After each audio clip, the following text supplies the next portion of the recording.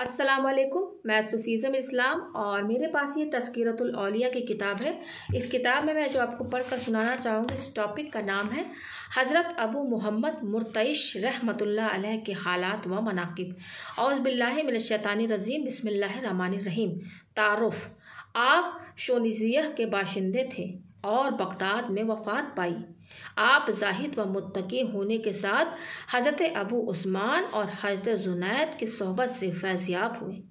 آپ فرمایا کرتے تھے کہ میں 13 سال اپنے تصور کے مطابق متوکل بن کر حج کرتا رہا، لیکن غور کرنے پر معلوم ہوا کہ میرا کوئی بھی حج نفسانی خواہش سے خالی نہیں تھا، کیونکہ ایک مرتبہ والدہ نے جب مجھے گھڑے میں پانی بھر کر لانے کا حکم دیا تو میرے لیے ان کا حکم بار خاطر ہوا۔ چنانچہ اس وقت میں نے محسوس کیا کہ میرا ایک حج بھی خواہش نفس سے خالی نہ تھا۔ حالات: ایک بزرگ یہ فرمایا کرتے تھے کہ بغداد کے دوران جب میں نے قیام حج کا ارادہ کیا تو میرے پاس کچھ بھی نہیں تھا، چنانچہ میں نے یہ طے کر لیا کہ حضرت مرتعش بغداد تشریف لا رہے ہیں، ان سے 15 درہم کے رزوتہ اور کوزہ خرید کر حج کے لیے روانہ ہو جاؤں گا۔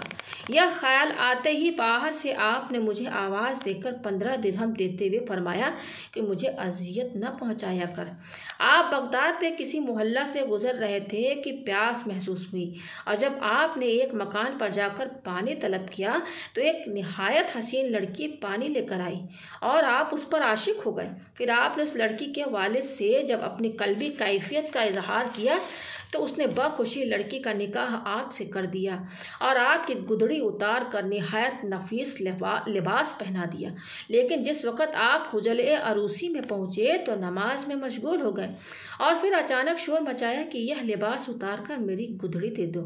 آخر کار بیوی کو طلاق دے کر باہر نکل آئے، اور جب لوگوں نے وجہ پوچھی تو فرمایا کہ مجھے غیب سے یہ ندا آئی کہ تو نے چونکہ ہمارے سوا غیر پر نظر ڈالی، اس جرم میں ہم نے نیک لوگوں کا لباس تجھ سے چھین لیا، اور اگر پھر کسی ایسے جرم کا ارتکاب کیا تو تمہارا لباس باطنی بھی ضبط کر لیا جائے گا۔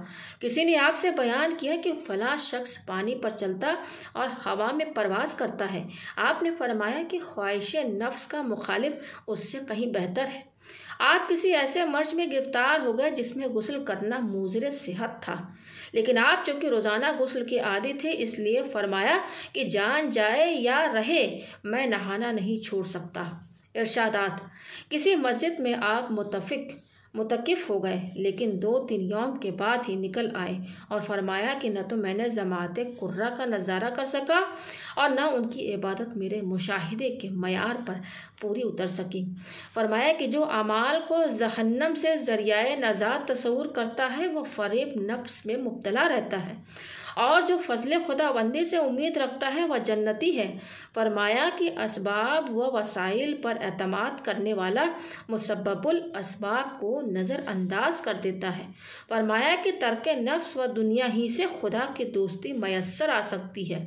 فرمایا کہ اقرار وحدانیت و ربوبیت کو پہنچانا اور ممنوع اشیاء سے احتراز کرنا اساس توحید ہے۔ فرمایا کہ فقیر کے لیے فقیر کی صحبت لازمی ہے، اور جب فقیر سے جدا ہو جائے تو یقین کر لو کہ اس میں کوئی راج ہے۔